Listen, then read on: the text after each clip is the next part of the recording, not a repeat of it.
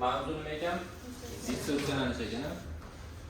Xo'p, dissotsiyalanishdan oldin birinchi o'rinda sizlar bilan eritma haqida gaplashganmiz. Bu ham eritmaga aloqador. Qanday deydigan bo'lsa, masalan, eritma tayyorlayapti. Eritmaning tarkibida ikkita narsa bor deganmiz, erituvchi va eruvchi deganmiz. Endi qaranglar, dissotsiyalanish nima degani desa, sizlar dissotsiyalanish bu erish jarayoni deysizlar. Birinchi o'rinda dissotsiyalanish nima hisoblanar ekan?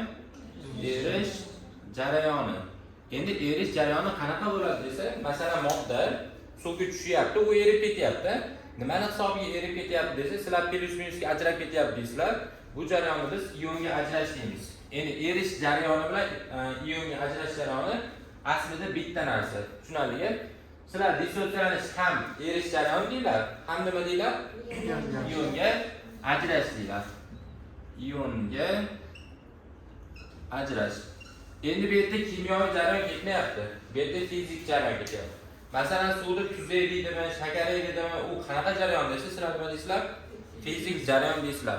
Dissotsiyalanish birinchi o'rinda bizga nima degan ekan? Erish jarayoni. Endi erish jarayonini boshqacha aytmoqchi bo'lsak, ionga ajrash ham deya olamiz. To'g'rimi? Xo'p, endi bizda suvda eriydigan moddalar bor. Keyin erimaydigan moddalar bor, erimaydigan moddalar bor. Endi qaranglar, ionga ajrashyapmiz-ku, ionga ajrash degani обязательно plus minusga ajrash kerak modda.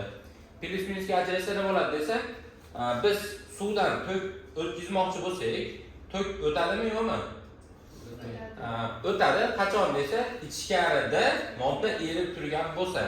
Ya'ni bu yerda ichkarida nima bo'lsa? Tuz bo'lsa, ion bo'lsa, plus minus bo'lsa, keyin tok o'tadi.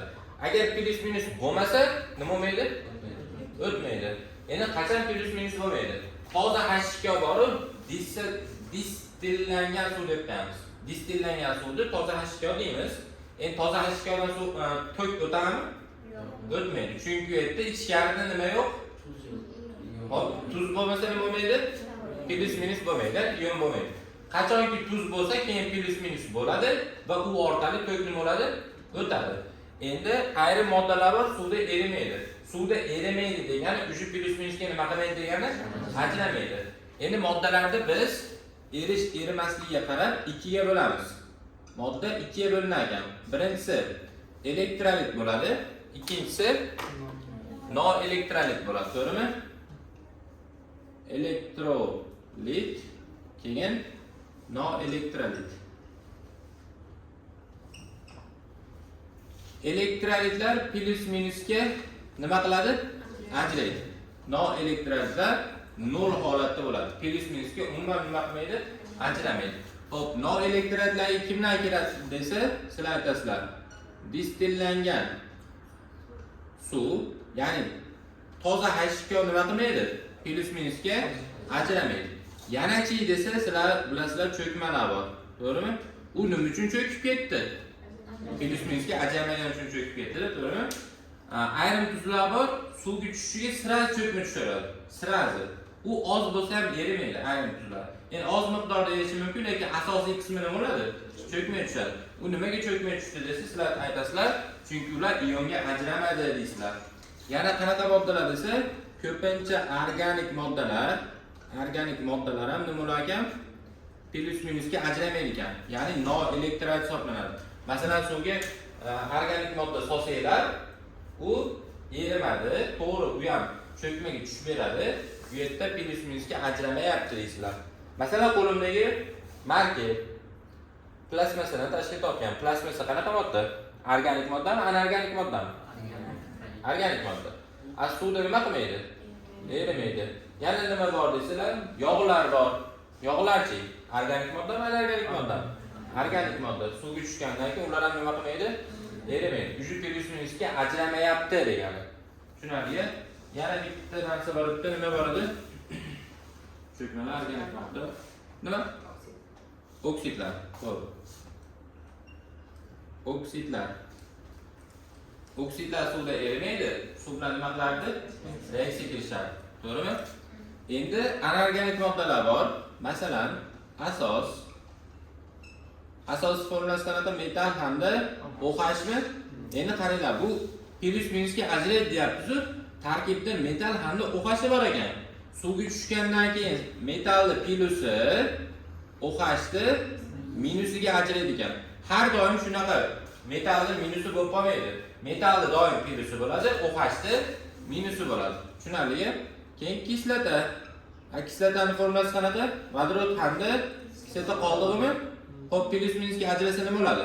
Vodorodni plyusi kislota qoldig'ini minusiga ajraydi. Har doim shunaqa mozaryat o'zgarmaydi. Plyuslar kimlar desa, metal bo'lishi mumkin ekan yoki H bo'lishi mumkin ekan plyus. Endi minuschi OH yoki kislota qoldig'i. Endi sizlar OH ni plyusi chiqadi demaysizlar. Bu qoida. Har doim nima bo'lar ekan? Minusi chiqar ekan. Keyin bizda tuzlar bor. Tuzning formulasi metal hamda kislota qoldig'imi? Xo'p, plyus minusga ajratish kerak. Nima bo'ladi? Metalni plyusi kislota qoldig'ini minusi. Endi qaranglar, sizlar plyus zaryadni kation deb o'qiysizlar. Tushunarlimi? Minus zaryadni anion deb o'qiysizlar. Anion. Demak, masalan, asos erisa metalni kationi, endi plyus minusni kation anion deb o'qiylar. Metalli kationi OH-ni anioni hosil bo'ladi.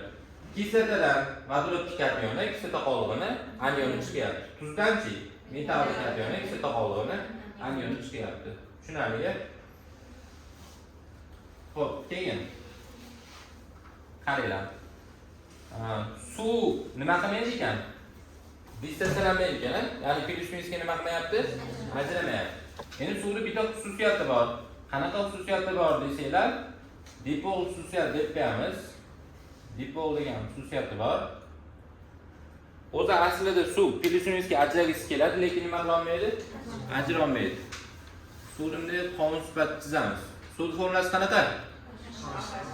H deymiz. H. Amalda H zaryad qanaqa edi? Kationmidi? OH-chi? Anionda. Kation anionga ajramoqchi bo'ladi, qonun sifat shakliga kirib qoladi, ya'ni cho'ziladi, ajramoqchi bo'ladi. Lekin nima qila olmaydi? Ajra olmaydi. H xususiyatni biz nima deymiz ekan? Dipol xususiyat deymiz ekan. Endi tasavvur qilinglar. Bitta tuz bo'lagi, bir dona eng kichkina tuz bo'lagini kattalashtirilgan holatda ko'ramiz. Tuzning formulasi qanaqa? Natriy xlori osh tuzi, to'g'rimi? Natriy xlorni tasavvur qilinglar, kattalashtirdik. Bir dona bo'lagini kattalashtirdik. Endi uni ichida nechta natriy, nechta xlor bor desa, ashincha natriysi va ashincha nimasi bor? Xlori bor, to'g'rimi? Xo'p, qayerda natriy turibdi? Yonida xlori turibdi. Ya'ni yonida natriysi bor, yonida xlori, natriysi, xlori. Endi mana shu savolda sizlarga natriyda nechta tomonida xlori bor? Natriyni nechta tomonida? 6. Nechta? 6 ta. Bilasizlar-a?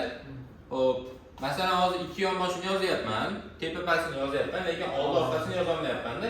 Lekin natriyda 6 ta tomoni bor, to'g'rimi? Xo'p, bitta natriyda 6 ta tomonda xlori bor, bitta xlorda 6 ta tomonda nimasi bor? Natriysi bor, to'g'rimi? Natriysi bor. Natriy bor joylar plyus hisoblanadi. Plyus. Chunki men yerda qoida yozib qo'ydik. Tuzda nima chiqyapti? Metalli kationi, kislota qoldig'ini anion chiqyaptimi? Demak, mana natriy bor joylar nima deymiz ekan? Plyus deymiz ekan. Xlor bor joylarni-chi? Anion deymiz. Kation anion turibdi mana plus. Plyus minuslar turibdi, to'g'rimi? Endi bu yerga suv keladi. Masalan, tuzni soldinglar suvga. Suv nima qiladi desa, suv birinchi o'rinda atrofini o'rab oladi. Tuzning atrofini o'rab oladi. Keyin nima qiladi? Ionlarni alohida sug'urib ajratib yuboradi. Plyusni, minusni alohida ajratib yuboradi. Endi suv ajratadigan narsa bu suv ne e'tibor bersanglar natriyda zaryad plyus ekan. Plyus joyiga suv minus tarafi bilan keladi, to'g'rimi? Minus joyiga plyus taraf bilan keladi. Chunki plyus zaryadni minus tortish kerak, minus zaryadni plyus tortish kerak, to'g'rimi? Xlor mana minus turibdi, demak suv plyus tarafi bilan kelgan. natriy mana plus turibdi, demak minus tarafi bilan kelgan. Keyin shuni sug'urib ajratib yuboradi. Alohida ionlarga ajratib yubordi. Masalan, natriy plusni endi suv atrofini polniy o'rab oldi. Qaysi tomoni bilan? Minus tarafi bilan o'rab oldi. To'g'rimi? Shu jarayon dissotsialanish jarayoni deyiladi. Xuddi mana shu mexanizm. Birinchi o'rin tuz tushgandan keyin birinchi suvni qilgan ishi nima bo'ldi? Suvni qilgan ishi tuzni atrofini o'rab oldi. Keyin nima qildi? Ionga ajratib yubordi. Plus minusga ajratib yuboradi. Mol zaryad minus bo'lsa, demak buni pluslar bilan o'rab olgan bo'ladi atrofini. To'g'rimi? Shu dissotsialanish mexanizmi hisoblanadi. Endi dissotsialanishni o'rgangan olimlar bor. Qanilar. Birinchi o'rinda nima jarayon yuz beryapti bu yerda? Suv o'rab olyapti. Endi gidratlanish nazariyasini yozgan olim bor. Bu Mendeleyev. Mendeleyev nima ish qilgan desa? Mendeleyev. Qaysi nazariya? Gidratlanish. Gidrat degani suv degani. Demak, suvlanish. Tuzda atrofini polniy suv o'rab olyapti. To'g'rimi? Endi undan keyin nima bo'lyapti? Suv o'ragandan keyin ionga ajrayapti, to'g'rimi? Endi yana bitta nazariya bor, ionlanish nazariyasi deyiladi. Uning asoschisi Arrhenius bo'ladi. Arrhenius degan olim. Ionlanish. Tushunarli-a? Endi Arrhenius bilan Mendeleyev tortishib qolganda, erish jarayoni tushuntiring desa, Mendeleyev aytgan, erish jarayoni bu suvlanish degan. Hamma modda suvga tushgandan keyin suv nima qiladi degan, o'rab oladi degan. Keyin Arrhenius chiqqanda, "Yo'q, sen adashyapsan. Erish jarayoni bu ionlanish. Suvga modda tushgandan keyin plus minusga ajraydi" degan. Aslida ikkovsi nima qilayotgan bo'ladi? Bitta jarayon gapirayotgan bo'ladi, faqat navbat bilan. Birinchi suvlarni oldi, suv atrofini o'rab oldi, undan keyin nima bo'ldi? Plus minusga ajradi. Endi ikkala nazariyani birlashtirib qo'ygan olim bor. Ikkala nazariyani birlashtirgan olim bu